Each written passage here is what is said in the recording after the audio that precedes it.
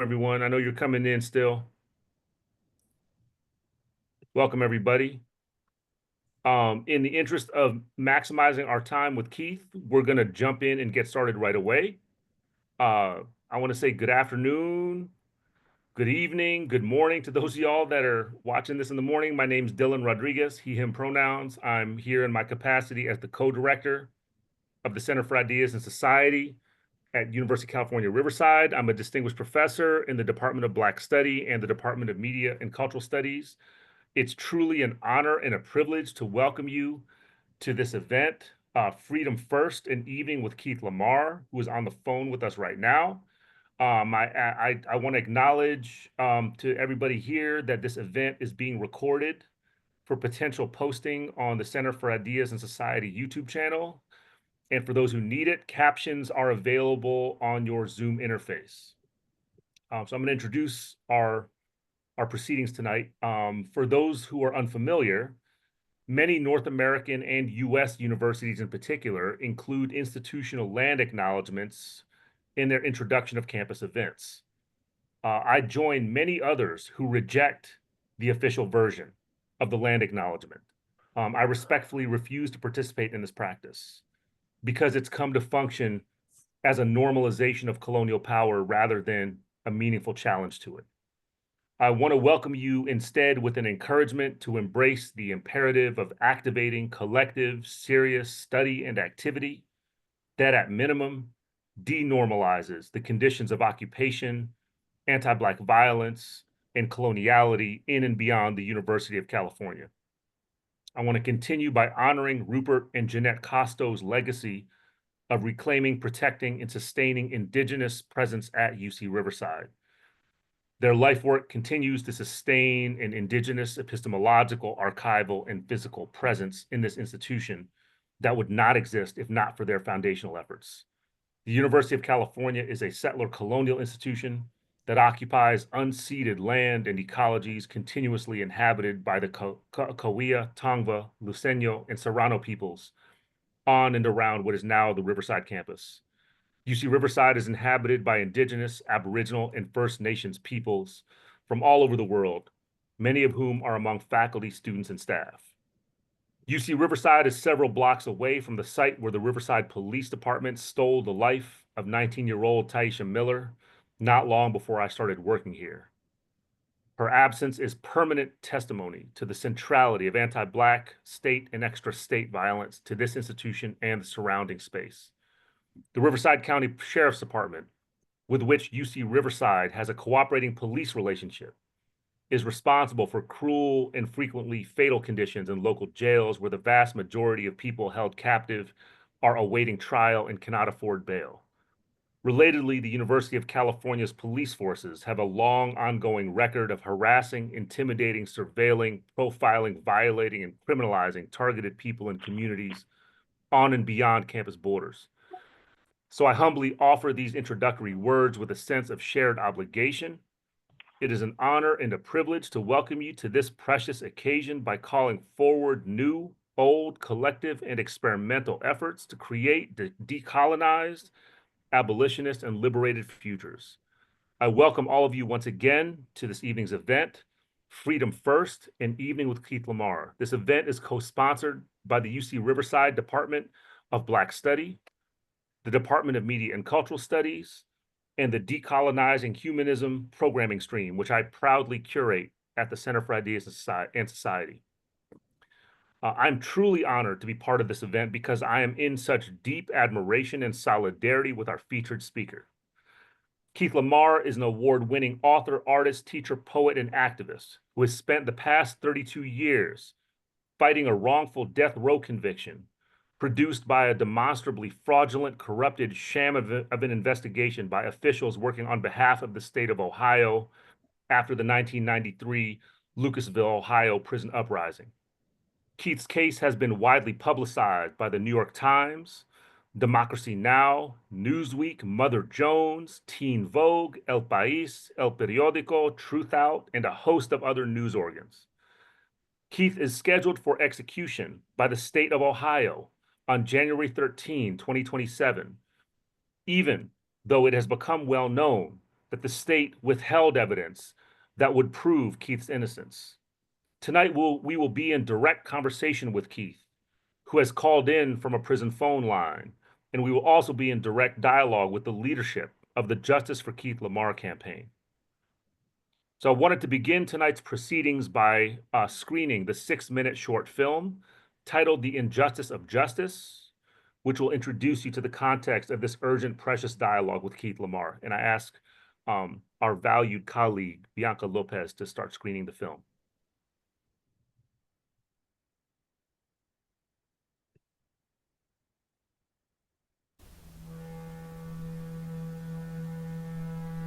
My name is Keith LaMar. I'm a poet, author, and musician.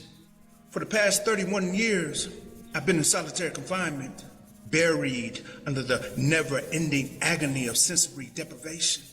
On January the 13th, 2027, the state of Ohio intends to kill me. I'm innocent. Thousands of people around the country and the world have rallied around my cause, joining me in my demand for justice. Here's my story. When I was 19 years old and selling drugs, a group of would-be robbers in search of money forced their way into my apartment. A shootout ensued, and regrettably I took someone's life and was myself shot twice in the legs. Facing a long prison sentence, and on the advice of counsel, I pled guilty to murder and was sentenced to serve 18 years to life. Determined to redeem myself and make good on my potential, I completed my GED, enrolled in college, and became a voracious reader in an attempt to repair myself to society. I was in the 4th year of my sentence when, in 1993, a riot erupted inside the prison.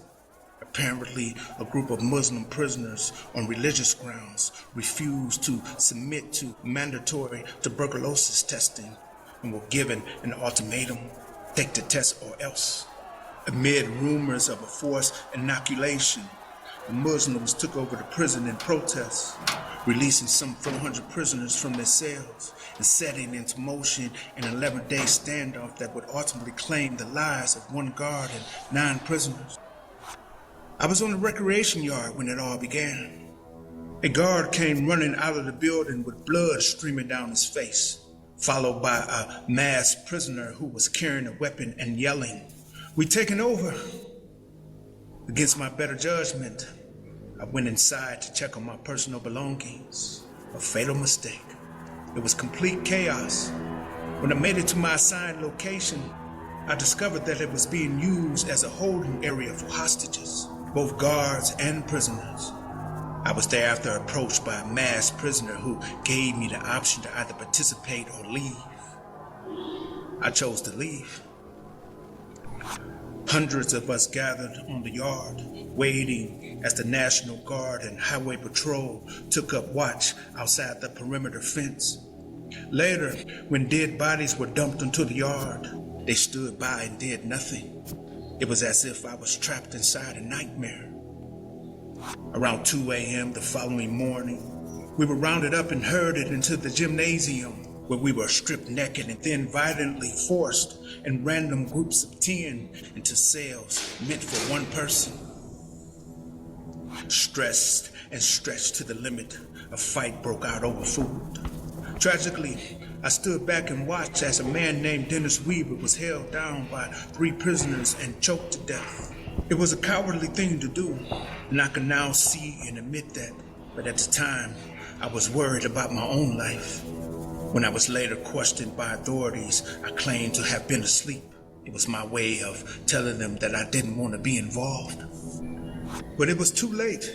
Because I had gone into the hostage area without wearing a mask, my name would be mentioned among a vast array of potential suspects. Even though the state concedes that I was never affiliated with any of the gangs said to have presided over the riot, the fact that I was already serving time for murder would play a big part in their decision to indict me. Ultimately, I was charged with 9 counts of aggravated murder. I couldn't believe it. Mind you, it was never expected that I would actually demand a trial. He copped out once, he'll cop out again, was the prevailing belief. In fact, no sooner than I was indicted, I was offered a deal. Plead guilty and we'll run the time concurrent with the time you're already serving. In other words, I would have gotten off easier had I actually killed someone. But why me? Why was I singled out for this undeserved retribution? It's a good question, one that I've spent the better part of 3 decades trying to explain. Here's what I can tell you. When the riot came to an end, overzealous officials rushed into the prison without first securing the massive crime scene, rendering inadmissible some 22,000 pieces of evidence. So there was absolutely no evidence to link anyone to crimes. This meant the state had to rely solely on the uncorroborated testimony of jailhouse informants, the most unreliable witnesses of all. What to do? Well, the first thing the state did was enlist the help and expertise of the Hamilton County Prosecutor's Office. This was not a random selection. Hamilton County has the dubious distinction of convicting and executing more than half of all death row prisoners in the United States. And how have they been so successful? The answer is simple and deadly. Through the impaneling of all-white juries, the use of paid jailhouse informants, and the intentional withholding of exculpatory evidence. I have now in my possession the statement of an actual perpetrator who admitted to murdering someone for whom I was sentenced to death. And this is only the tip of the iceberg. They withheld so much more. It's over 3 decades later now, and I'm still in solitary confinement, being tortured because I refused to plead guilty to something I didn't do. I'm innocent. Look, we kid ourselves when we speak of justice. Until we have a process that holds everyone equally accountable for their actions, this system will remain what it has always been, a punishment system. And as we all know, those who don't have the capital get the punishment.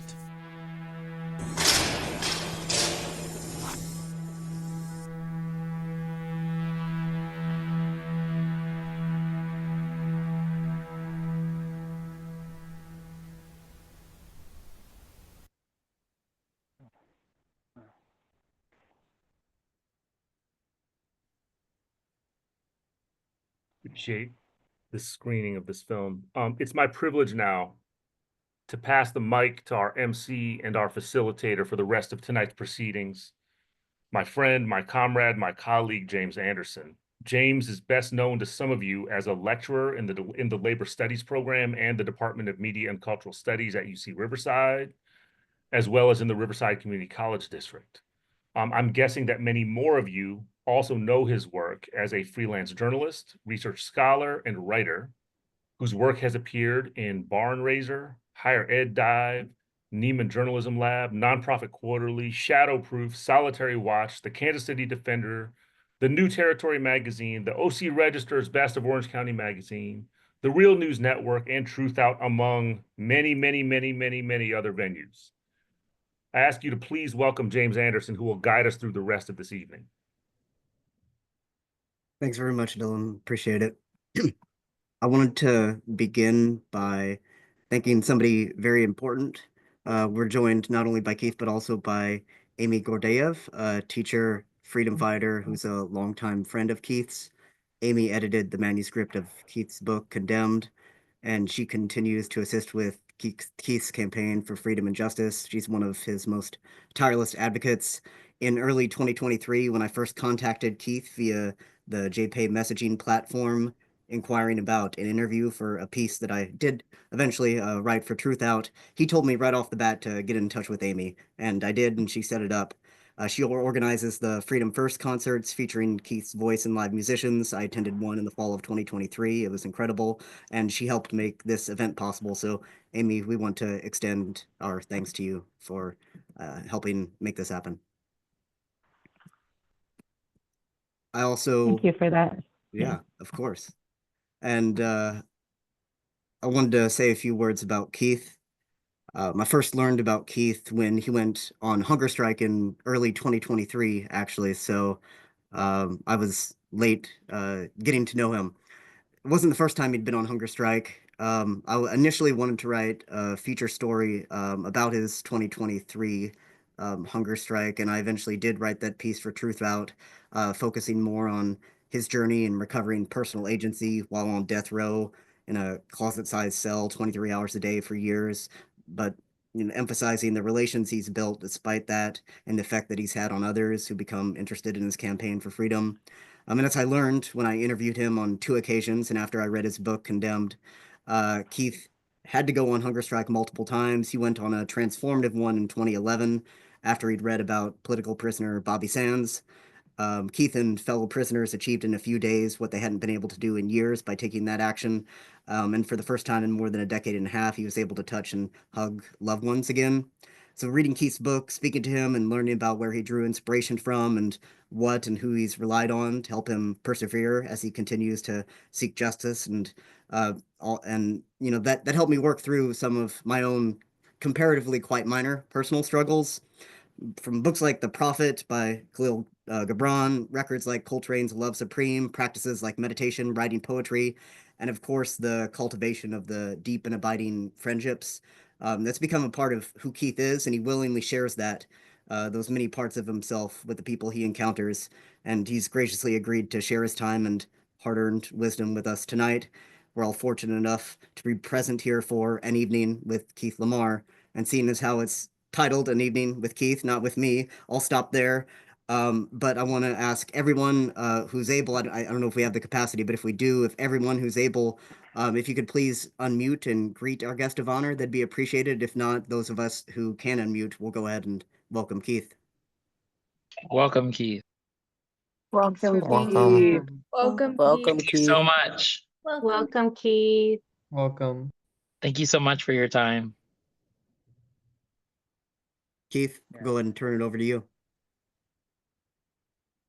Yeah, well, I just wanted to thank you, Dylan Bianca, for preparing the place with me to share my story.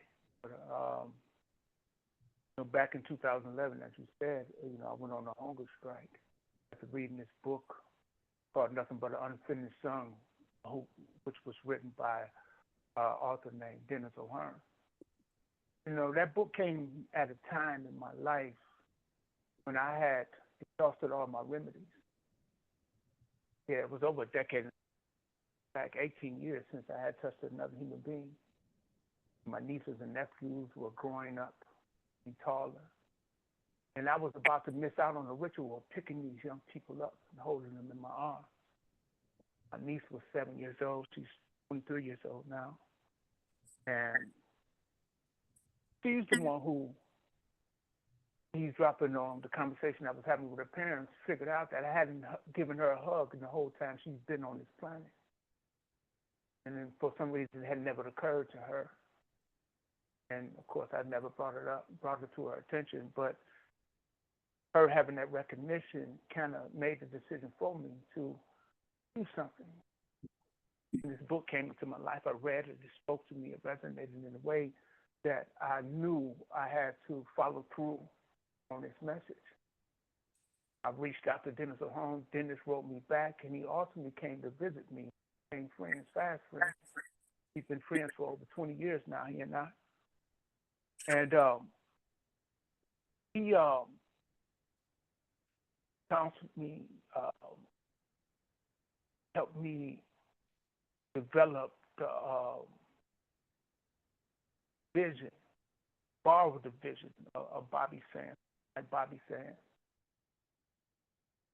whose main focus and thrust was centered around being treated as a human being, which to me at the time, it hadn't really occurred to me that that's the most important thing, the fundamental acts, be treated as a human being. Because when you come to these places, you are a criminal. You think that you are responsible for everything that has befallen you. And the guilt that you carry as a result of that, heavier than you can carry as one individual. Because now you have been made responsible for the economic structure that creates crime, that perpetuates ghettos and everything that contributes to you becoming a criminal. And you don't know it when you come into these places. I came in here when I was 19 years old. You don't know any of these things.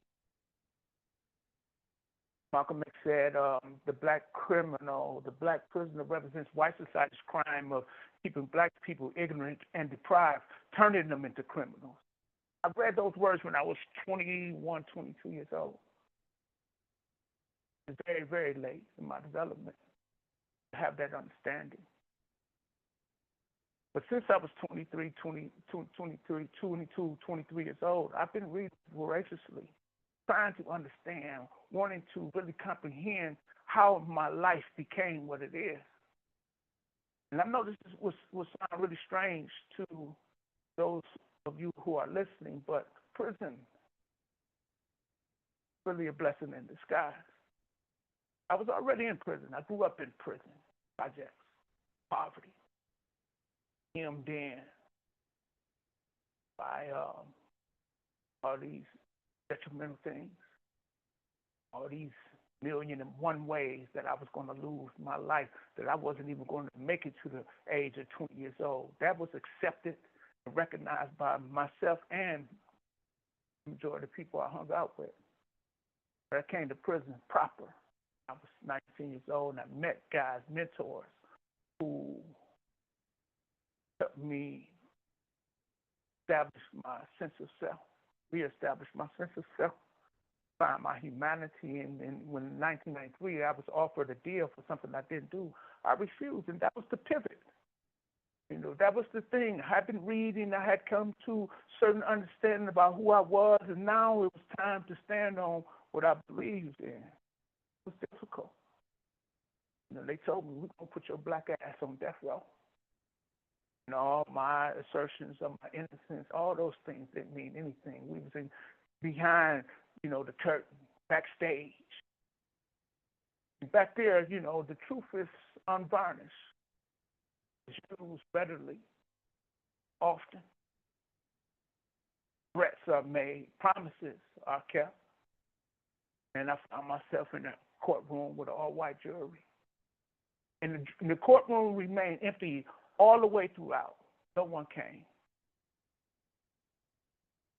Hear the evidence, no one was interested in the facts. That didn't matter. But on my day of sentencing, the courtroom was packed. Wall to wall, standing room only, full of white people.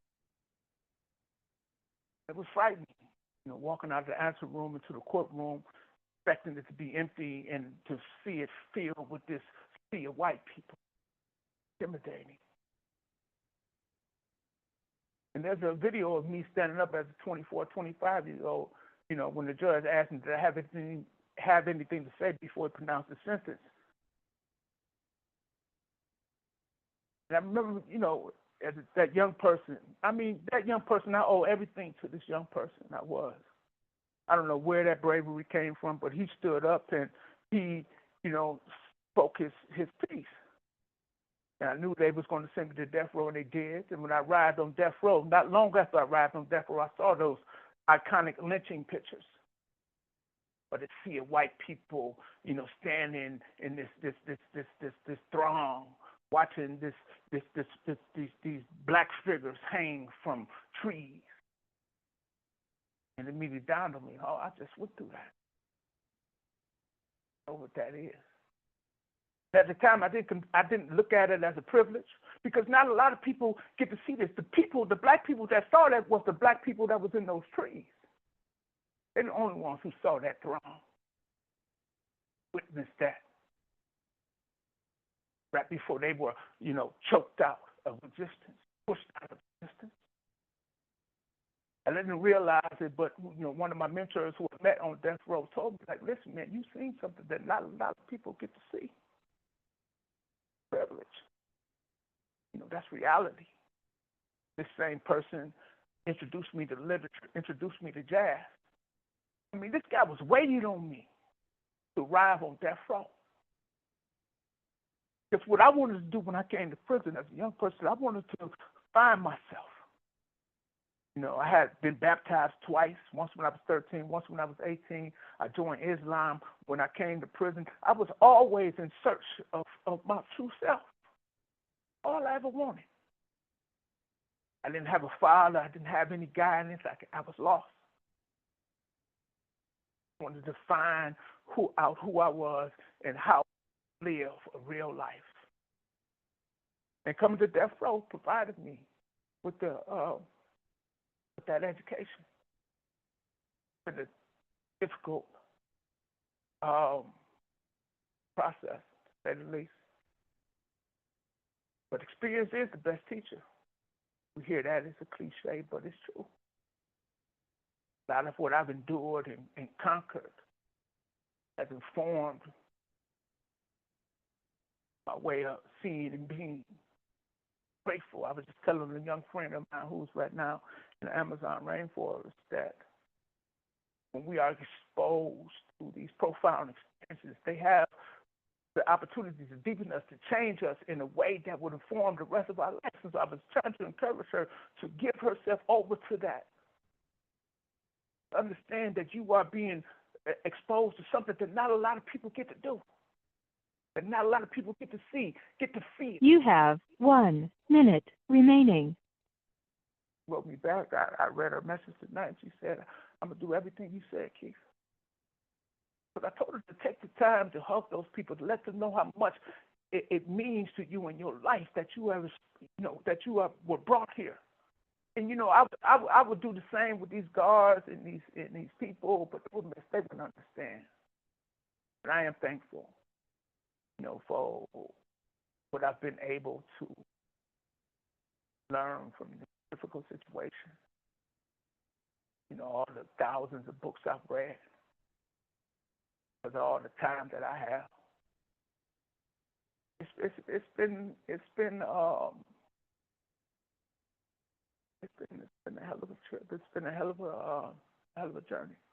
So I'm glad to be here with you all this evening to share a little bit about what I've learned and what I've come to believe in terms of what we should be doing.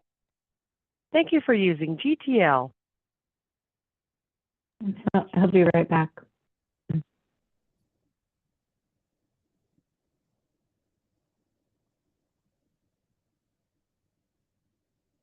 While we wait on Keith to return, I'll just encourage everybody to check out keithlamar.org, where you can find out more about Keith, his case, his campaign. Also buy merch. You can buy the Freedom First album there. You can buy his book Condemned through the website, keithlamar.org. And I'll add that on May 31st, the second album is going to be released. And in the next couple of days, there will be a way to pre-order the new album on there. So just give it a couple of days.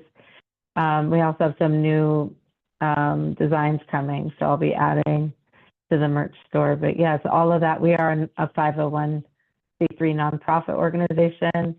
So any of the donations you make for merch are used to help in getting him home. So just 1 second, he's calling now.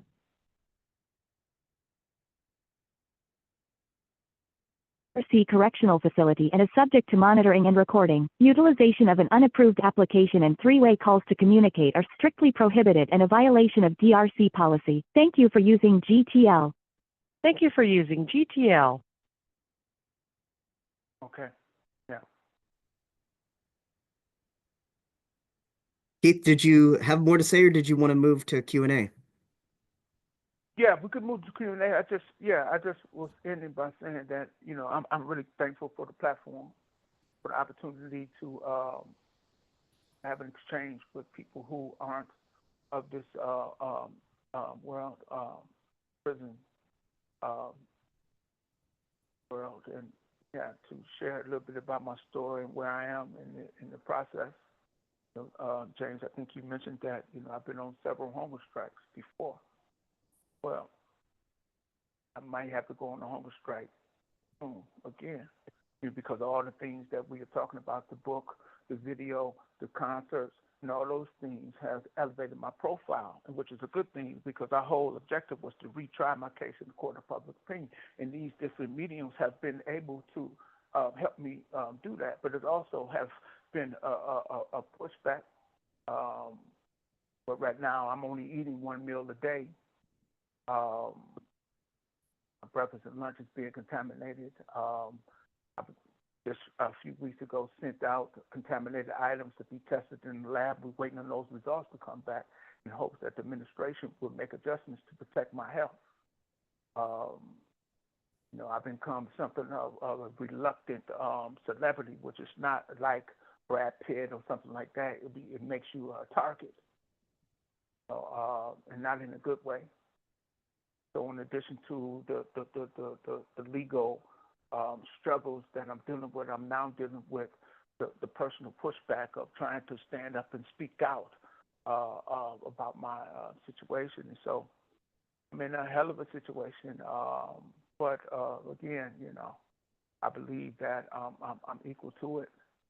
And I've been fortunate, as James alluded to have amassed a great army of friends, people who truly, truly love me and support me, and without which, I know I would be in a far worse situation. So yeah, I'm grateful to be here to have this exchange with you all. Thanks so much, everybody. It means so much. In turn, maybe everybody who's willing and able can unmute and we can thank Keith. Thank you. Thank you so much. Keith. Thank you, Keith. Thank you, Keith. Thank you, Keith. Thank you, Keith. Love you. Thanks. Thank you. And we do have a few prepared questions for Keith, and then we'll take questions from the audience. Before that, though, maybe this is an opportune time. Amy, I have a question for you, because I know this is one that you're capable of fielding. For folks who are keen to get involved in and support Keith's campaign for freedom and justice, how can they do that? Well, thank you so much, first of all, everyone, for joining us, and to you, Dylan and James, for hosting us. And yeah, so you mentioned the website, and I see you've linked it in the chat. Most of everything is found there at that portal. The things I would call your attention to are specifically ways to support. The first is that in the merch store, you can get Keith's book, Condemned, and you can order it there, and I'll ship it to you. And it's really so important because it was really Keith's decision to put his own narrative into the world and kind of let history capture who he is, not who they said he was. And it has set into motion so many beautiful things for him through people just understanding where he was coming from and what happened to him. We're all together here because of that. So Condemned is a great thing to order and read. There's, we just saw the short film. That's a thing that you can do to support, is to share that, or to even make a short reel from that and share that on your social media. Our social media is all one word, Justice for Keith LaMar, FOR. You can follow and share our posts and go back and see what's there and put it out. And the thing that I said the other night at one of the concerts is that somebody posted a reel, and it's now, I think, at 1.3 million views, and that's not even what matters. It's just that it could be the grandson or granddaughter of the governor of Ohio, or somebody who sees it that can step in and intervene in a really meaningful way. And we just don't know. So every act on Keith's behalf is really a planting of a seed. Couple other things that are really great. The Real Killer podcast devoted their second season to the telling and investigating of Keith's story. That is available on our website to go see, but it's on every streaming platform. Also, the Wrongful Conviction podcast with Jason Flom has featured Keith's story.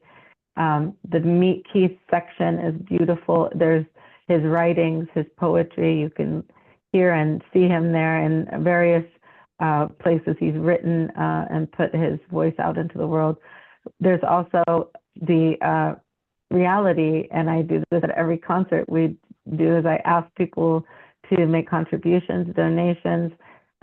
We are a nonprofit, 501c3. It literally takes millions of dollars to have a campaign that can be effective. So anything that you are able to give, and as much as you are, we welcome it. And you know, we are working on bringing Keith home. So those are just a few things. You know, just stay in touch with us by joining, you know, our page and being a part of the movement. And as an action is needed, that's where you'll hear about it, is through our social media. So just would really be thankful for any and all of those kinds of support. So Thanks so much for that, Amy. Sure. Keith, I'm going to turn to a question that I thought about for quite some time, trying to figure out how best to put it to you, because it seemed like something that you could expound upon. So part of what makes your story and your struggle unique is that you found a way to assert personal agency and take control of your own narrative. It was through the things that we've talked about, the writing articles, authoring your book, speaking to audiences across the country, connecting with people on a very soul level through that spoken word poetry that's been put to music. But asserting that individual agency, it also seems inseparable from the bonds that you've continued to build with people who contribute to your campaign, and inseparable from the community that you've cultivated despite 3 decades in solitary confinement, and from the love that you've shown others who've in turn, you know, come to love you. So I wondered if you could share your thoughts on that relationship between the individual and collective agency, and the relationship between the individual and social or communal liberation. Yeah. You know, as I said, when I first came to Death Row, I met and was mentored by this older gentleman named Snoop. I mentioned him on the album, and whenever I talk, I mention him because he was such a pivotal figure in my life. You know, when I first came to Death Row, he shared with me this book called The Magic in Your Mind by this guy named U.S. Anderson. It's real, folksy type book, but at the time it was very critical because it opened it changed my way of viewing things. And one of the things he said in that book, he talked about the macrocosm and the microcosm, like the big world and the small world, which we as individuals represent, and about the electromagnetic field. And then it posits that based on the type and quality of our consciousness, the big world, the macrocosm, moves us, and so that we are in line with similar souls. That's the thing that I bought into that, and that's the thing that I attribute to the fact that all these people, the quality of people who are in my life, mostly professors, people with PhDs, teachers, activists, all the people that I need in order to run a successful campaign. You know, that wasn't a forethought strategy. That was just a matter of me changing something essential inside myself. You know, I was feeling really sorry for myself when I was first thrown into this place, and my friend Snoop, he told me that, there's really no time for that. You know, while you sitting here complaining and bitching and moaning, somebody's in Columbus processing your paperwork in order to expedite your execution. You got a lot of work to do. You got to learn the law. You got to learn how to write, because telling your own story become a big part of your fight. And I'm protesting, man. I dropped out of school in 10th grade. How the hell am I going to learn how to write? So you got to read. How do you learn how to write? He gave me a book called Black Boy by Richard Wright. And I read that book every day, my life for a few years. Picked it up randomly, and I knew what a semicolon was before I actually knew what it was, and I knew how to use it. I had a thesaurus, an almanac. I had all these different books that he provided me with, and slowly I started other sentences. writing long form narrative, and that ultimately led to the book that you all have. Now, I don't, profess to be Ernest Hemingway or even Richard Wright himself, who, were masterful storyteller, but I gleaned what I needed from those books. And that became my interest into this larger world, because you got to imagine I'm in this little closet-like space beyond small. And the purpose of it is to make you also feel small. The thing that shifted me was psychological more than physical. Obviously, I've been in the same place for over 3 decades. Psychologically, my world has expanded beyond these walls. And I'm able to I've taught college classes. I speak at colleges around the country and the world. We do these concerts around the country and the world. And it was through my interaction with this person. And I don't even know if this person, I know he existed, but I'm saying that experience in my life was so tutelary, so important to the person that I will ultimately become, that I'm not even sure this person even existed. So he was really, really bright. He was brilliant. And that's the thing, that's the magical thing about this journey that I've been on, James. It's like just when all seemed lost, man, somebody or something happened, build a bridge to another path. And all of these paths are moving forward. There's no guarantee, obviously, that my case will be overturned, but this is the push that we are putting forth. This is the challenge that I have undertaken, to reclaim my life. Because, when I was 23 years old, they offered me a deal fully expecting that I would accept it, that I would just forfeit my life. And had I done that, I would have died a premature death, in the sense that I would have not met who I am today. I would not become who I am today. I wouldn't have the friends that I have today had I taken the deal. I often sometimes wonder, what kind of life is that version of me who took the deal? What kind of life is he living? Who are his friends? Because that's the thing, not all of us will be faced with a life or death decision.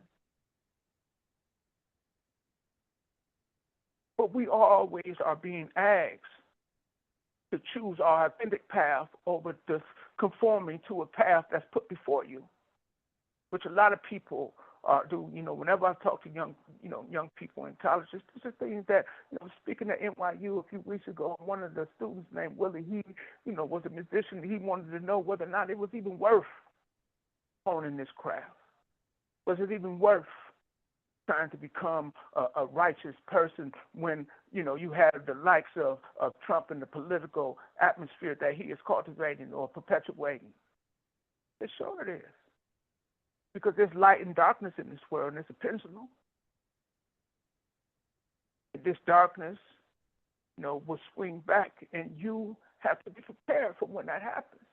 And the only question that a young person should have is the same thing that was put to me, whether or not you're going to use your power in service of darkness or the light. And whether or not your fight, the way I was given to understand is that your fight has to be bigger than you.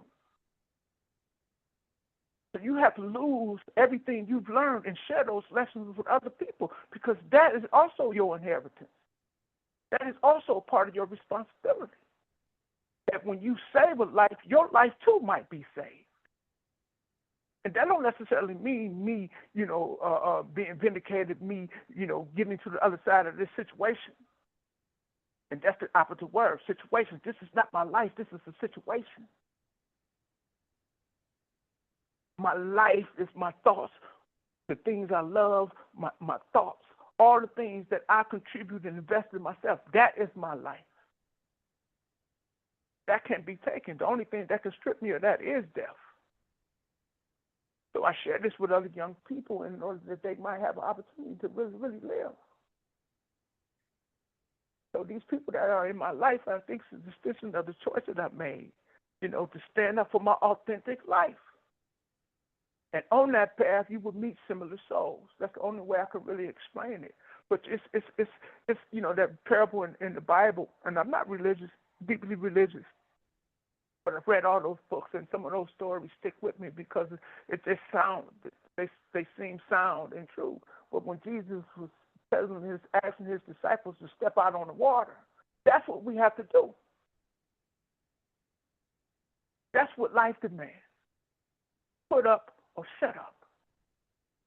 You have to step out. You just can't say, I believe this, I believe that. You have to step out on the wall. And when you do that, you activate this magical thing. And these people, these books, talk about it in a song called The Drowned and Saved, that all these things can happen. Best possible things are still possible if you step out, believe in yourself. And so, that's the only way I can really explain that, That's the only way I know how to talk about that. Yeah. Thank you, Keith. You mentioned the political climate, and I think it's safe to say we live in a period that's characterized by rampant authoritarianism, repression, normalized violence that's meted out punitively and disproportionately on the basis of race and class, and just all out barbarism that causes all sorts of suffering. And those are aspects of the world we live in that are also witnessed in extreme form inside prisons, and that I know that you've had to struggle against. And so, is there anything from your struggle on the inside that you think those of us on the outside can learn about how to survive and navigate the current political climate and struggle together in a world that increasingly shares some of the worst characteristics of the prison system?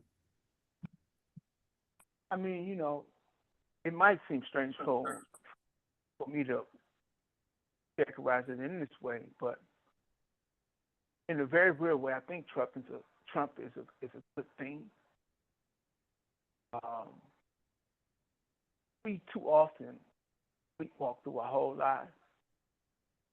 So we become so complacent, especially in a country like America, where you can actually survive off of from eating garbage out of the garbage can.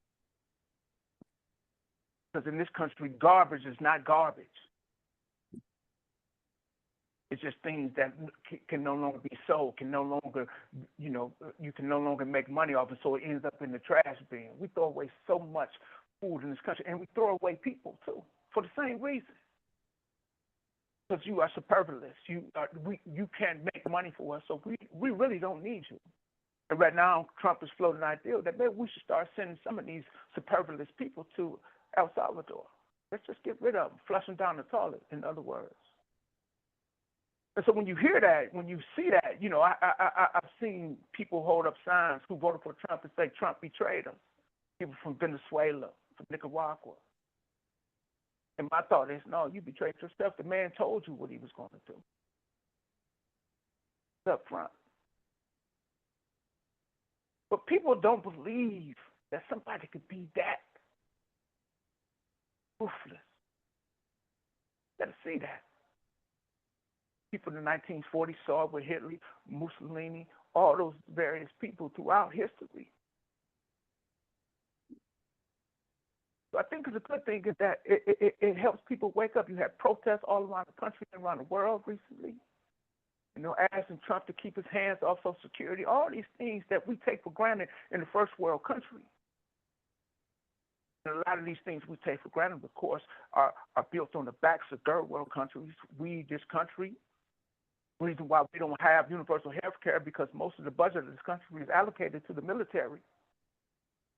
And that is the secret, about how America has remained the leader of the world because of our military, not because it's the most, the most just country in the world, not because it's the most country where equality is held in high esteem. Right now, Trump is trying to do away with all of that. That's important to see because we take it for granted anyway. And you don't really know what freedom is until it's taken from you. That's what I learned. You don't know how important it is to invest in yourself, you don't really know how important it is, how important the written word is. These words on a piece of paper and what make them real. And, now a lot of people are beginning to feel the urgency involved in utilizing your agency. Because, for often, the status quo is that, yeah, we're elected Democrat, and the same people are suffering. The same people hold on to their little privileges, their little, comfortable places and whatnot, and everything will zoom along. And next thing you know, we're in the 21st century. On paper, at least. I think, what's happening now is good in the sense that it's allowing people the opportunity to see things as they really are for the vast majority of people in this country and around the world. And we're moving closer and closer to a world where we have to look at ourselves as global citizens. In the sense that what affects somebody in Bangladesh will also affect us, impact us here in America. What's happening in Mexico is directly connected to, the economic structures here in the United States. Same thing with Nicaragua, the same thing with El Salvador. The United States are in those places, robbing those, stripping those countries of their resources. We don't know it because we are too preoccupied with social media and all these other things, but we live off these resources, off the act of exploitation of the majority of the world. We're living off of those things right now. And so at the very least, we should understand, how the meat is made. So I think this time that we're moving through is really, really epic, James. And I think it's an opportunity for all of us to wake up and live. I mean, truly, truly live. The opportunity. That's the only way I can really look at it, man. It's an opportunity. I've been seeing Trump for 30 years. I've been seeing it. Yeah, see it. See him every day in here. Yeah.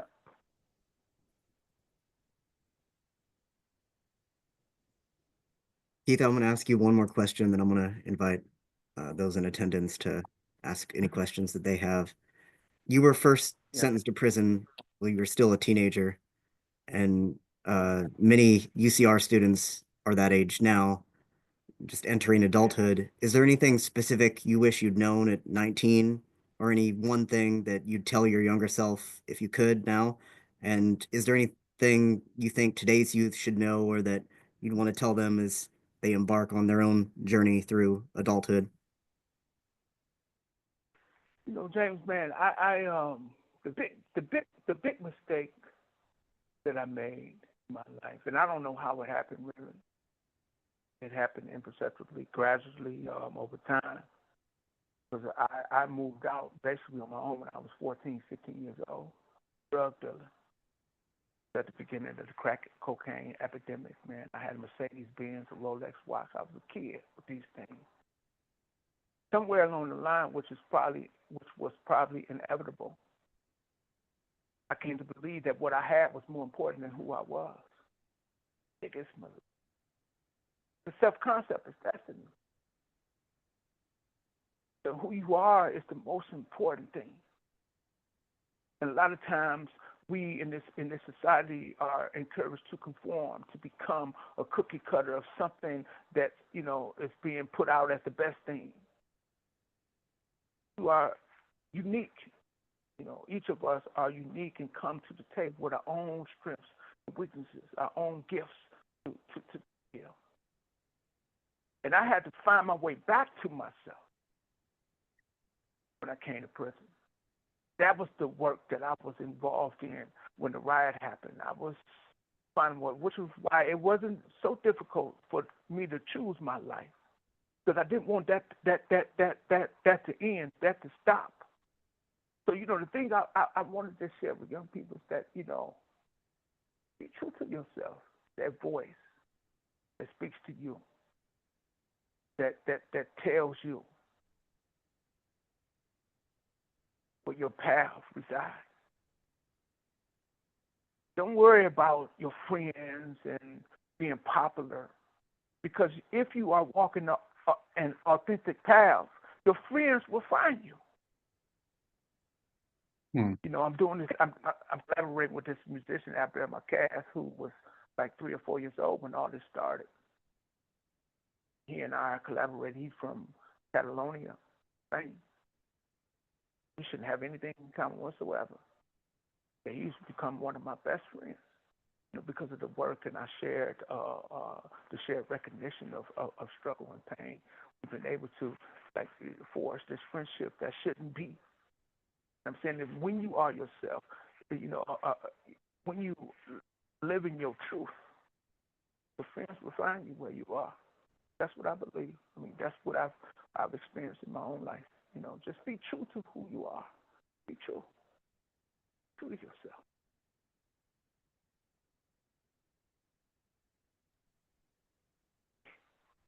Does anyone in the audience have a question for Keith? Feel free to drop your name in the chat, and you can unmute and ask Keith directly if you like.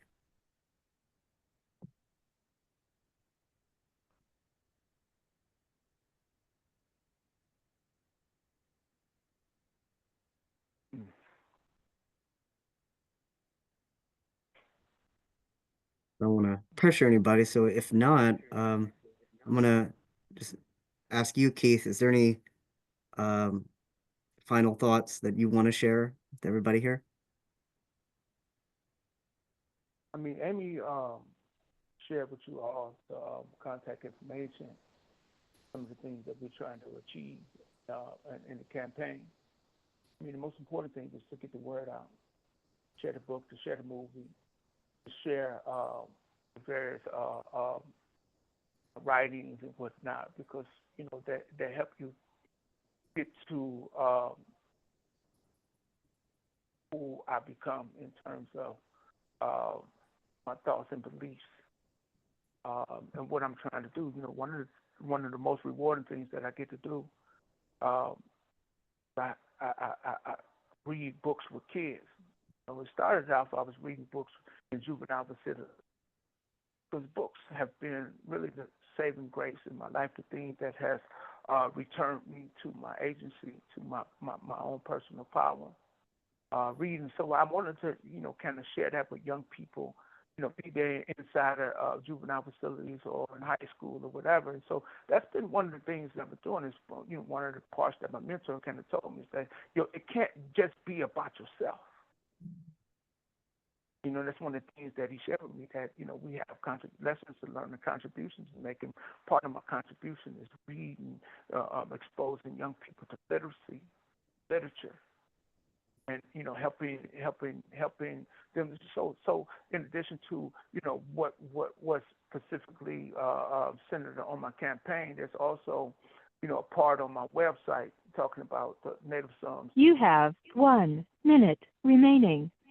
Native Sons Literacy Project. And, for any of you, if you have a favorite book or anything that you think might be helpful to a young person who might not be in college, who might not have college as an option, those books, that we can get those books into these young people's hands and help them remain encouraged, because, college is cool, to the degree that you are able to see and remain who you are.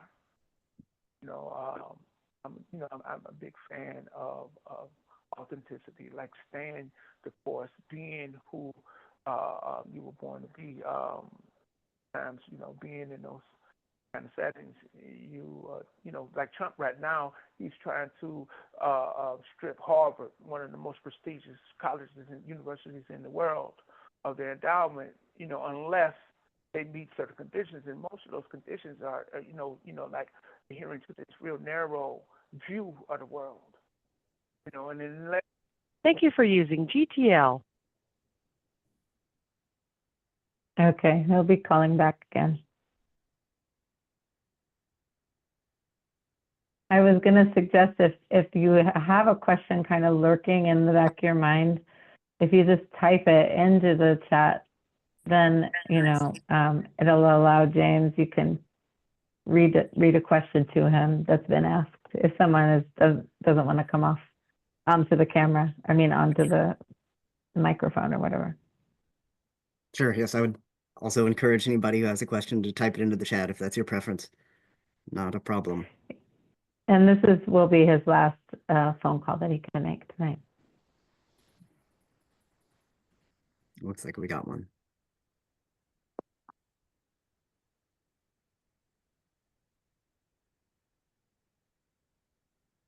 I've been sharing a lot of stuff in the chat too. Just, I don't know if it got said, but Keith is the first person from Death Row who has made an album. So it's pretty great for him. Okay, he's coming now.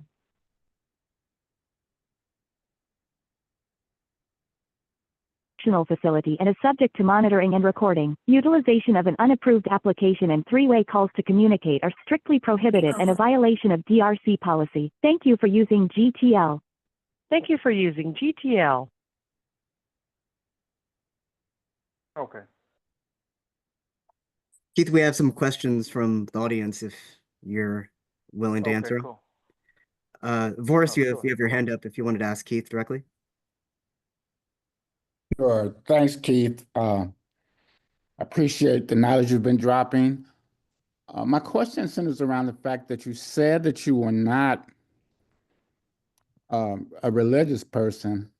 However, your journey seems deeply spiritual in all kinds of significant ways.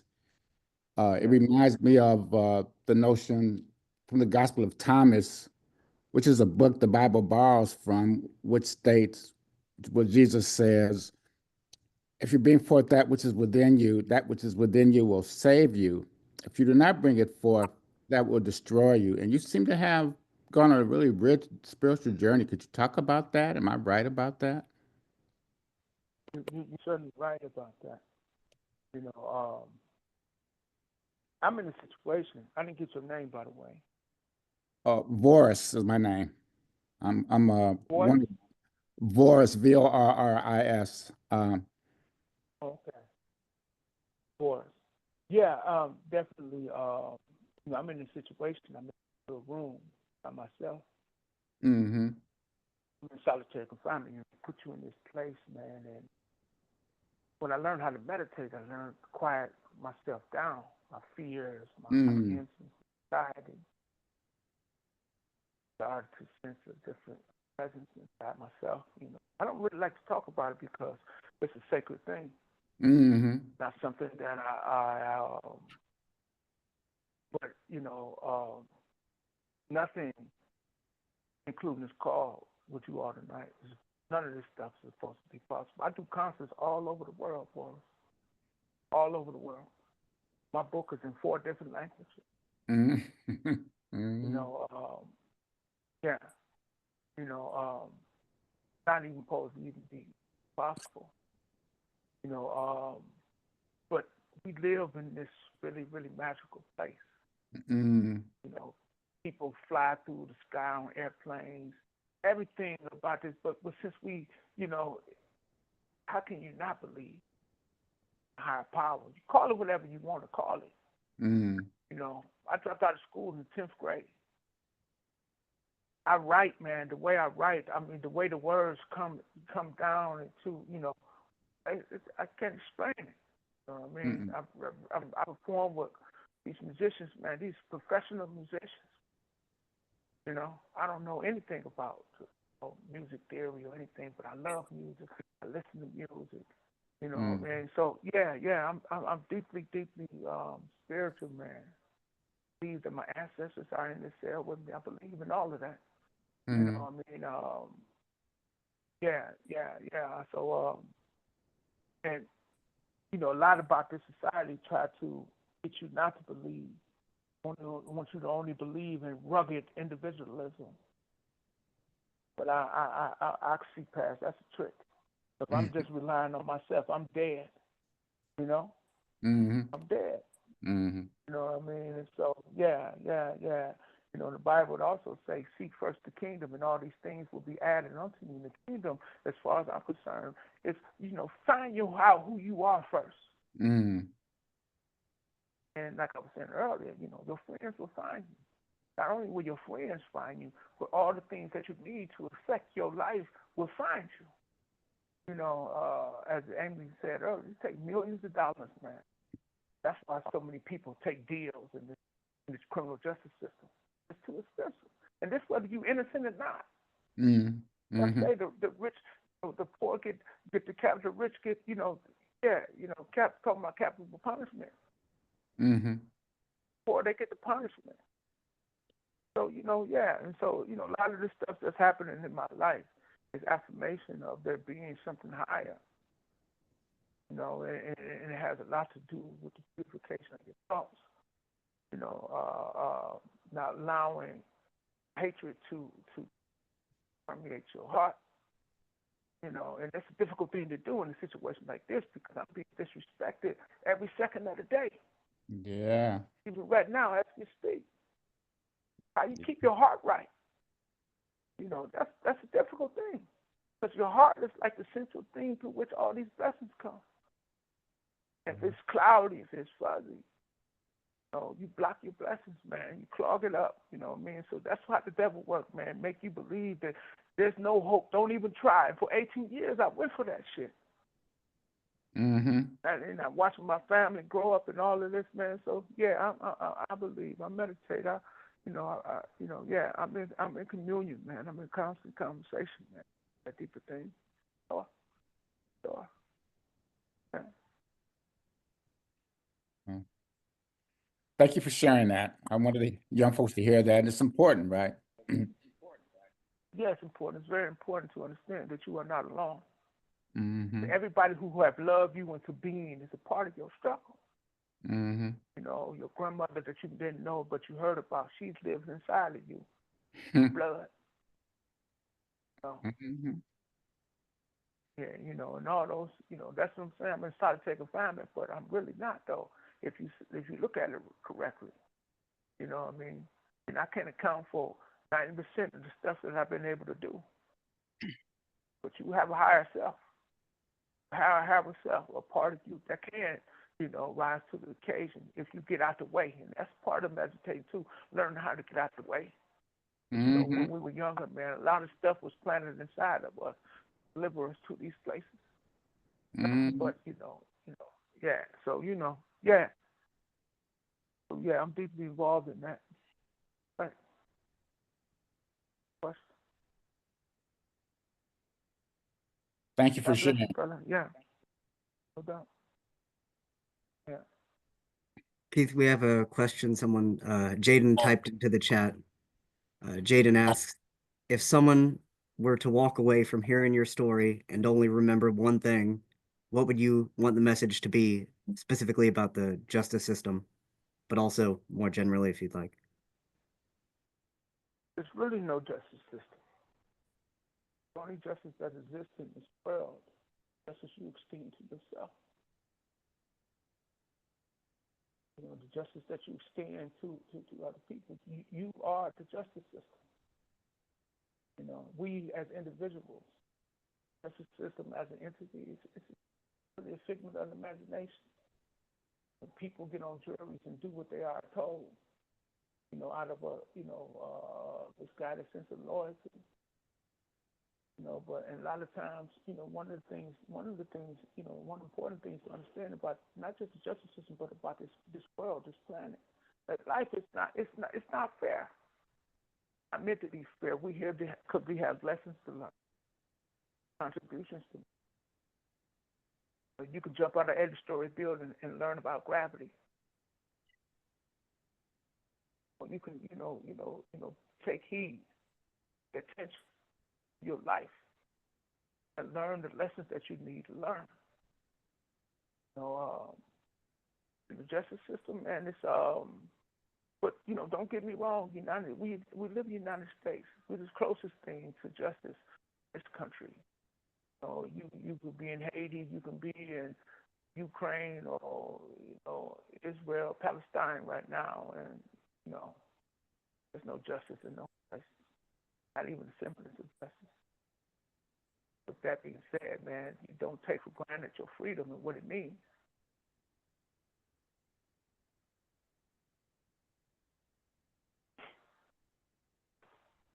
If there aren't any more questions from those in attendance, I wanted to invite everybody here to unmute if you're able, and let's join me in thanking Keith.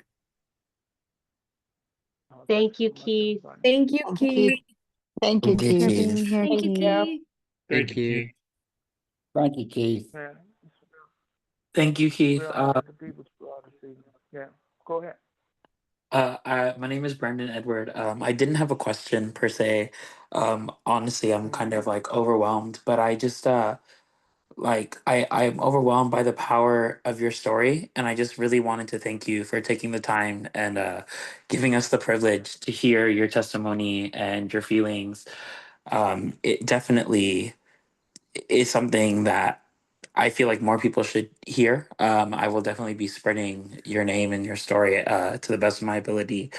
But even more than that, I just wanted to thank you for persisting and finding like I guess the beauty and the goodness that still is, and being so gracious as to share that testimony with us, despite no Yeah, requirement by you at all. I appreciate that so much. I mean, it's you know, I believe in reciprocity. I had a lot of people along the way invest in me, you know, and this doesn't really belong to me. Um, I'm just passing it along the message. Um, that's all I'm ever doing, and it comes back in the ways that I need it. So I'm in this loop, give and take, man. I'm so like, you know, Brenda, so and I love being alive, man. I mean, even waking up in this situation, I'm saying this so you all will have a better appreciation for, you know, where you are. You have the opportunity to do with your one and only life. You know, I didn't know how big the world was when I was out there in the world. You know, when I was going to trial, when I demanded a trial, they sent in a psychiatrist because they thought I was crazy. You got to be crazy. One of the questions this guy asked me, I never forget it. He said, "How far is England from Ohio?" I said, "Shit, hell, it has to be over 300 miles." He took out his ink pen, he wrote something down. That's how small my world was. I went back, I looked in the almanac, it's over 3,000 miles. How would I know that? Mm. I know that. You know, I'm from Ohio, from Cleveland, Ohio, man. That's all that's all I know. And then I was talking about geographically, how big the world is. This is an amazing place, man. You know, you wouldn't think that a young person like yourself can change the world, but you can. You could change your world, and you are a small representation of the world. So you can change your whole world by doing that. We all did that, and we all first start with the recognition that we're all connected. Then from that to the point that we all deserve love. It's not possible. You want for somebody else what you want for yourself. You know, this is a violent place in here, man. But I saw a video not too long ago called Slave Making Ants. You gotta look up this video. I'm gonna have Amy send it to you all in the chat. It's fascinating.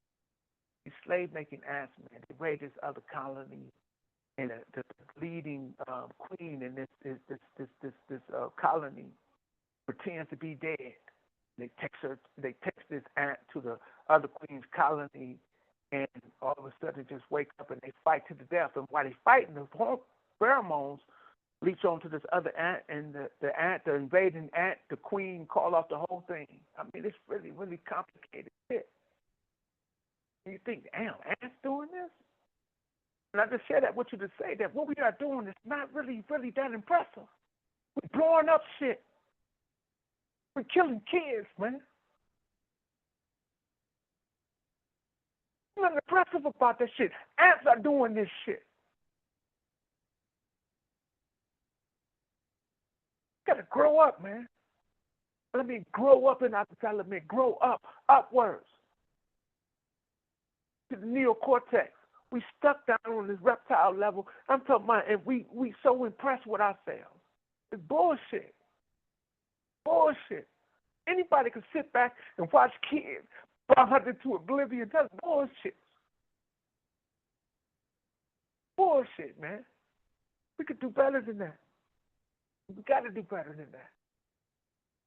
But it's just young people like yourself just got to really, really recognize your power and your capacity to change the world. This shit that we own, you know, it's just so dumb, man. Dumb. It's beneath us, man. As a species, to still be living on the level of ants, man. It's beneath us, man. Somebody asked Amy seen that video, when you see it with your own eyes. You know, Trump is not impressive, man.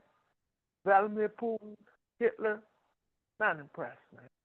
Not impressed at all. You know, I read all those, you know, histories, by the way, man, and, you know, because I got all this time. But, yeah, it's been a pleasure to be with you all tonight. And, yeah, thanks so much. Yeah, thanks so much. Brandon, good luck to you, my man. And thanks so much, everybody. Thanks so much, James. Dylan, Thank you. Bianca, thanks so much. Yeah. Thanks so much, Bianca. Dylan, thanks so much. Yeah, I just Thank want to you, thank you Keith. again, Keith. Appreciate it. Dylan, I was going to turn it over to you to wrap things up. Yeah, I want to thank everyone for coming through tonight and everyone who watches this recording. I want to direct everyone's attention to the information that Amy put in the chat and that we will repost in the comment section of this YouTube video. Please consider actively supporting Keith's struggle for liberation. So I just want to express my gratitude to you, Keith, for coming through, to Amy and James for putting this evening together, and to y'all that were here live for participating and enriching this event. Thank you again to the sponsoring departments, Media Cultural Studies and Black Study, and Center for Ideas in Society. And I'm just going to say one more time, I just want to ask everyone to unmute, give Keith some love, and we'll call it an evening, and we'll go from there, y'all. So yeah, please unmute and give Keith some love. Thank you so much, Thank you Keith. so much again, Yeah. Keith. So Love you, much man. love Thank and you, appreciation. Keith. Thank you, Keith, so much. So much love, so much appreciation. Thank you. Appreciate you, Keith. My pleasure. Thanks so much, Dylan. Thanks, everybody. All right, y'all. Have a good evening. Have a good evening, everybody. And we're going to keep struggling on Keith's behalf. Thank you. We're going to get him out of that place. Thank you. Thank you, everybody. Yeah, Dylan. Right. Thanks, Dylan. Thanks, Bianca. Thanks, James. We can get you out of there. Thanks, everyone. Love you. Thank you, everyone. Have a good night. Thanks, everyone. Thank you, James. And Dylan's gone already. Okay. Make sure you send that video in. I did. Thank you, Bianca. Welcome. You did great. Thanks, you. Amy. Thank you. I'll be in touch, okay? Thanks, James. Of course. Bye-bye, everyone. Talk soon. Bye-bye.